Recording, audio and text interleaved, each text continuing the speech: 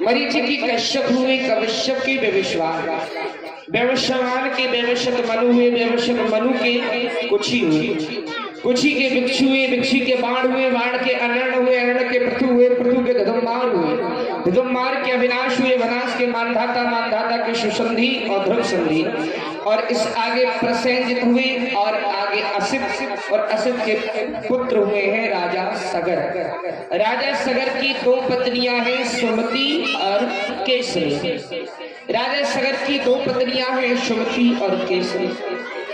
पहले राजाओं को अधिकार था कि रानियां 1-10 रख सकते। कब तक? पहले हमारे पुराणों में भी यही वर्णन है कि हमारे यहाँ विवाह केवल शारीरिक सुख के लिए विवाह नहीं होते थे, संतति को आगे, वंश को आगे बढ़ाने के लिए विवाह होते थे।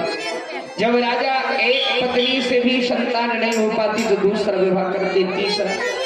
महाराज राजा दशरथ की भी 3 रानियां, ऐसे अनेक राजा हैं, इनकी 2 पत्नियां हैं लेकिन संतान नहीं है। मां भगवती का अनुष्ठान किया तो बताया है कि राजन मैं आपसे प्रसन्न हूँ और मैं आपको वरदान देती हूँ कि आपके एक पुत्र होगा एक रानी से, और एक रानी से 60,000। जाओ आपकी मनोरथ पूर्ण होगा। अब ये महल में पहुंची सुमति केसरी को बताया कि एक के एक पुत्र होने वाला है और एक के 60,000 पुत्र होंगे। 60,000 पुत्र महाराज कैसे होंगे, ये बड़ी विलक्षण कथा है। एक स्त्री के 60,000 पुत्रों का प्राकट्य कैसे हुआ, बड़ी अद्भुत कथा है, सुनिएगा। तो कहते हैं सुमति के तो एक पुत्र हुआ जिसका नाम था असमंजस, लेकिन केसरी के एक पिंड हुआ, मांस पिंड। एक मांस पिंड हुआ, कुछ नहीं हुआ, देखा कि एक पिंड है, बताया महाराज हुआ कुछ नहीं, केवल एक मांस पिंड हुआ है। तो कहते राजा सगर को थोड़ा क्रोध आया, उन्होंने अपनी तलवार उठाई और इतना प्रहार उस मांस पिंड पर किया कि उस मांस पिंड के 60,000 टुकड़े हो गए। जो 60,000 टुकड़े हुए थे वही 60,000 के पुत्र रूप में परिणत हो गए। बोलिए अम्बे मैया। माँ भवानी की कृपा से 60,000 पुत्र इनके यहाँ हुए। अब महाराज जिनके यहाँ 60,000 पुत्र हो, बड़ी भारी सेना हो, कोई सामने टिक पाएगा क्या? अरे आजकल तो प्रधान भी कोई खड़े हो जाती है, इनका बड़ा परिवार, बोले कोई दे या नहीं ना तो मेरे ही परिवार, बोलो राधे राधे। अब ये सोच रहे बोले मेरे 60,000 पुत्र हैं, मुझे किसी की क्या आवश्यकता है। तो पहले इन्होंने अश्वमेध यज्ञ किया।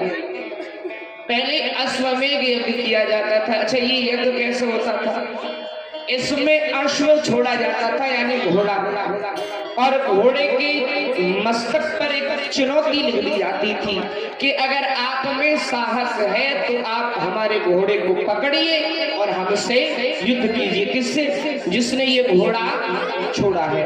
अगर आप में साहस है तो हमारे घोड़े को पकड़िए और हमसे युद्ध कीजिए। अगर आपने घोड़ा नहीं पकड़ा और हमारा घोड़ा तुम्हारे राज्य से होकर के निकल गया तो तुम्हारा राज्य हमारे अधीन हो जाएगा, उस पर हमारा अधिकार होगा। वरना अगर आप में साहस है तो उस घोड़े को रोकिए और हमसे युद्ध कीजिए। अब वो घोड़ा चलता जा रहा है, पीछे पीछे बड़ी भारी सेना है, 60,000 जिनके पुत्र हैं, भारी सेना है। कहते हैं किसी की हिम्मत नहीं हुई, कौन रोकता घोड़े को, कौन युद्ध करता? तो कहते हैं पूरी पृथ्वी पर भ्रमण करके वो घोड़ा आगे बढ़ने लगा। अब तो किसी का इतना साहस नहीं को घोड़े को रोक ले, पूरे पृथ्वी का सम्राट राजा सगर हो गया। तो ये बात जब देवराज इंद्र को मालूम हुई कि अश्वमेध यज्ञ कर रहे हैं और यही घोड़ा मेरे इस स्वर्ग लोक में अमरावती में भी आ जाए तो मेरी भी सामर्थ्य नहीं कि मैं इनका सामना कर। तो कहते हैं जब ये रात्रि विश्राम में थे तो देवराज इंद्र ने इनका घोड़ा चुराया और कपिल ऋषि के आश्रम में बांध दिया। अब तो ये 60,000 पुत्र जब सुबह उठे तो देखा घोड़ा है ही नहीं, कहाँ गया महाराज घोड़ा? अब तो कहते हैं इधर उधर चारों दिशाओं में ढूंढने लगे लेकिन घोड़ा नहीं मिला। कहते हैं राजा सगर के 60,000 पुत्रों ने पृथ्वी की इतनी खुदाई की है, कि जो आज तुम ये सागर है, पंच महासागर महासागर, ये राजा सागर ने देखा कि पृथ्वी के अंदर तो नहीं है, तो उसकी इतनी खुदाई की, तो जो सागर के द्वारा खोदी गई मिट्टी है जिसमें पानी भरा वही सागर कहलाई, इसी कारण इन्हें सागर कहा जाता है। लेकिन घोड़ा तो नहीं मिला, तो एक दिव्य स्वरूप छोटी 10 वर्षीय कन्या ने बताया कि आप यहाँ ढूंढ रहे हैं, पृथ्वी को खोद रहे हैं। मां स्वयं पृथ्वी दिव्य रूप धारण करके आई कि यदि ऐसे ही खोदते रहे तो मानव सृष्टि के लिए पर्याप्त जगह कम रह जाएगी, क्योंकि कहते हैं आज भी जो रहने योग्य भूमि है, जो समतल भूमि है, वो सागर की मात्रा में बहुत कम है। जितना इस पृथ्वी पर जल है उसकी कम से कम 1/4 पर भूमि है जहां आप रह सकते हो, इतना खोद चुके हैं ये भूमि। तो देवी माँ ने सोचा कि यदि अगर खोदते रहे तो मेरा ही अस्तित्व नष्ट हो जाएगा। कन्या स्वरूप आई और जाकर के उपदेश कर दिया कि तुम्हारा घोड़ा कपिल ऋषि के आश्रम में होता है। कहते महाराज 60,000 ये पुत्र वही ऋषि के आश्रम में पहुंचे, लेकिन ऋषि तो तपस्या कर रहे हैं, लेकिन घोड़ा सामने बंधा है। अब 60,000 पुत्रों ने भगवान ऋषि को, कपिल भगवान को, और थोड़े अपशब्द कहे, अरे तुम्हारे लिए हम इतना परेशान हैं और आप यहाँ बैठे हैं। थोड़ा अपशब्द कहे तो कहते हैं कपिल ऋषि के नेत्र खुल गए। कहते हैं कि अगर कोई अभय प्रदानी है पहले राजा, तो उन्हें तो जो लोग हैं उनसे ज्यादा डर होता था। किससे? एक तो ब्राह्मणों से और दूसरे ऋषियों से। अगर कोई प्रतापी है तो भले ही उससे दूसरे राजा से भय हो या ना हो, लेकिन ब्राह्मण और संतों से बहुत भय होता था। क्यों? बोले यदि मेरा विनाश हो सकता है तो इनों के शाप से। अब ये प्रतापी तो है, लेकिन कपिल भगवान की जैसी आंख खुली तो 60,000 राजा सागर के जो पुत्र जल करके राख हो गए। बोलिए भगवती मैया की। राजा सागर के 60,000 पुत्र जल करके राख हो गए। अब तो राजा सागर आए हैं, महाराज गलती हो गई, क्षमा करो। बोले अरे राजन क्षमा मांग रहे हो कि मेरे पुत्र वापस करो। पुत्र वापस कहां से होंगे? तो राख बन सकते। अगर इनका शरीर होता तो कदाचित उसमें प्राण आ सकते थे, लेकिन ये राख बन चुके।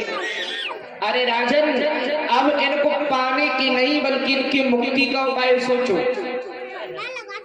क्योंकि ये जलकर के भस्म हुए हैं और क्रोध अग्नि में तो इनकी मुक्ति नहीं हुई है। ये आत्मा प्रेत आदि योनि में भटक रहे हैं। कहते हैं जिनकी अकाल मृत्यु हो जाए सांप के काटने से, जल में डूब के मरने से या आग लगने से, उनकी मुक्ति नहीं होती। बोले उसी प्रकार तुम्हारे ये पुत्र मरे हैं, अब तुम ये मत सोचो कि पुत्र वापस मिले, अब ये सोचो कि इनकी मुक्ति कैसे हो। तो कहा कि कैसे मुक्ति होगी महाराज? बोले यदि स्वर्ग लोक से माँ भवानी शक्ति स्वरूप माँ गंगा अगर पृथ्वी पर आए और वही माँ गंगा का जल अगर तुम्हारे पुत्र का ये राख स्पर्श कर ले तो आपके पुत्रों का उद्धार हो सकता है। बोलो राधे राधे। ऐसा बताए। बोले कैसे आएंगे? बोले तपस्या करो तब माँ गंगा पृथ्वी पर आएंगे। तो कहते हैं राजा सागर ने बड़ा घोर तप किया, लेकिन घोर तप किया माँ गंगा पृथ्वी पर नहीं आई।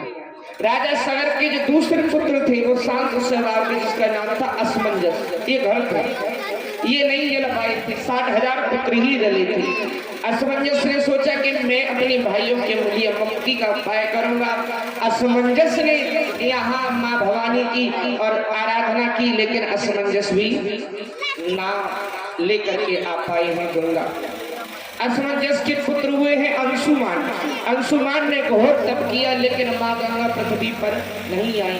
अंशुमान के पुत्र हुए हैं दिलीप। दिलीप ने भी घोर तप किया, लेकिन माँ गंगा पृथ्वी पर नहीं आई। दिलीप के पुत्र हुए हैं भगीरथ। भगीरथ ने जब माँ भवानी की प्रेरणा से और जब घोर तप किया तब ब्रह्मा जी ने कहा कि ठीक है, माँ गंगा प्रसन्न होती हैं। भगवान विष्णु ने भी आदेश दिया कि ठीक है ब्रह्मा जी, आप गंगा को स्वर्ग लोक से प्रस्थान करेंगे। जानते हो गंगा क्या है? गंगा वो है जब भगवान ने विराट रूप धारण किया था, वामन भगवान। जिन्होंने सर्व संपदा सभी लोगों को नाप लिया था, अपना शरीर बड़ा किया था। तब इनका जब शरीर बड़ा हुआ है तो पैर भी कोई छोटा नहीं हुआ, पैर भी बहुत बड़ा था। तो कहते हैं ब्रह्मलोक में जब ये चरण पहुंचा तो ब्रह्मा जी ने उस चरण को धो करके अपने कमंडल में रख लिया, वही मां गंगा। तो ब्रह्मा जी को आदेश दिया कि ठीक है, मां गंगा को प्रस्थान कराओ। तो वही मां गंगा ब्रह्मा जी के कमंडल से निकल के सप्तऋषि मंडल पर आई, सुमेरु आदि पर आई, ध्रुवलोक कटाक्ष का भेदन करके आज जटा शंकरी कहलाई है। तो भगवान शंकर की जटा में इन्हें थोड़ा अभिमान था, बोले मेरे तेज को कोई सहन नहीं कर पाएगा। तो भगवान ने शंकर ने कहा कि आप मेरी जटाओं में आए। तो भगवान शंकर ने जटाओं में ही मां गंगे को रख लिया और वो उसी में घूमने लगे। बोले तुम तो ये कह रही थी कहीं पृथ्वी रसातल लगे ना चली जाए। तब मां ने प्रार्थना की, बोले और भगीरथ ने भी भगवान शंकर से प्रार्थना की, बोले प्रभु मुझ पर दया कर। जैसे कैसे ना जाने बाबा परबाबा कितनी पीढ़ी बीत गई, तब तो मां गंगा पृथ्वी पर आई है और आप उन्हें जटा में रख दिया। बोल करके केवल एक जटा का एक लट से मां धारण स्वरूप पृथ्वी पर आई और गौमुख से आकर के प्रारंभ हो गई। गंगोत्री से प्रारंभ हुई। तो कहते हैं जहानु ऋषि, उनकी झोपड़ी बनी हुई थी। गंगा को अभिमान, बोले मेरा तो तेज बहुत है। सो जहानु ऋषि की कुटिया बहा दी। तो कहते हैं जहानु ने ओक लगाई और गंगा को पी गई।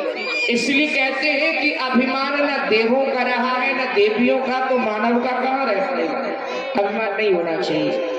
तो ऋषि जिसे अभिमान था कि मेरा तेज है, मेरी धारा है, न जाने कितने पहाड़ इधर से उधर खड़के हो जाएंगे। ऋषि जहां उनकी कुटिया भाई, तो ऋषि ने ओक लगाई और गंगा को पी गई। अब भगीरथ कहने लगे, बोले जैसे तैसे तो गंगा आई है, महाराज कृपा करो। तो कहते हैं कि कान से गंगा निकाली, कुछ कहते हैं जंगा फाड़ के निकाली, पर जो भी है। तो यहाँ एक माँ का नाम पड़ा कर्णेश्वरी। बोली कर्णेश्वरी मैया। माँ भवानी के बहुत नाम है गंगा, जो बच्चे पढ़ते हैं वो नोट कर ले। जटा शंकरी, विष्णुपति, सुरसरी, भागीरथी। तो एक नाम भी है जटा शंकरी, तो एक नाम है जहानवी। ऋषि जहानु ने इनको प्रकट किया। अब ये गंगा आई, राजा सगर के जो 60,000 पुत्रों की राख है उस पर ये धार जब पड़ी तो मां शक्ति स्वरूपा ने इतनी बड़ी कृपा की कि राजा सगर के 60,000 पुत्रों का मोक्ष हुआ।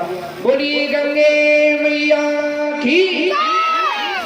एक बड़े भाव से मां गंगे का प्रेम गुणगान करेंगे। तो पश्चात आगे सूर्यवंश की और कथा है।